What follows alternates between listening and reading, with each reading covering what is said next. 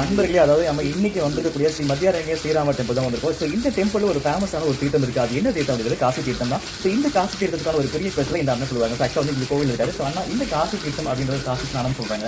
அது எதுக்காக சொல்றாங்க? ராமர் வந்து இது கொண்டு வந்த காசி சாலைங்க. அதனால இங்கே வந்து குளிச்சா தனி தோஷம் அகண்டு கிடைக்கும். நம்ம பெட்ரோல் தர்ப்பணம் பண்ணுறதுலாம் இதான் பண்ணி குளிக்கிறாங்க. ஏன் காரணம்னா தசரத மகாராஜாவை வேட்டைக்கு போகும்போது முனிகுமார்னு அம்பையிறாரு. அவர் இறந்துறாரு. அவருக்கு மூலிகை சாபம் கொடுக்குறாரு. என்ன குற்ற குற்றத்தால் இறந்து போகணும் சாபம் கொடுக்குறாரு அவர் ராஜாவுக்கு. அதனால தான் ராமர் வனவாசம் போகும்போது தசரத மகாராஜாவு ராமாயணம் தான் இறக்குறாரு. அந்த டைமில் சனிபாவம் வாழ்ந்த தோஷம் அடைஞ்சாலும் இதில் குளிச்சா சனி தோஷம் ஆண்டு கிடைக்கும். இது வந்து காசி ஸ்தானம்னு போடுவாங்க. இது வந்து கிட்டத்தட்ட ஆடி மாதம் இந்த மாதங்க தீபாவளி வாழ்க்கையெல்லாம் ஏகப்பட்ட நாட்டு தமிழ்நாட்டிலேருந்து வந்து இங்கே குளிக்கிறதுக்காக வருவாங்க. ஸோ அதாவது அன்பர்கள், அதாவது சனி தோஷம் போகிறதுக்காகவும் இந்த காசி ஒரு கங்கை நிறைய நீராடுறதுக்காகவும் நிறைய பேர் வந்து இந்த இடத்துல இருக்காங்க. ஸோ இந்த கோவில் எந்த கோவில் தெரிஞ்சுக்கணும் அப்படின்னா மறக்காம நம்மளுடைய சேனல் வீடியோ போட்டு மறக்காம செக் பண்ணி பாருங்க. ஸோ ரொம்ப நன்றி.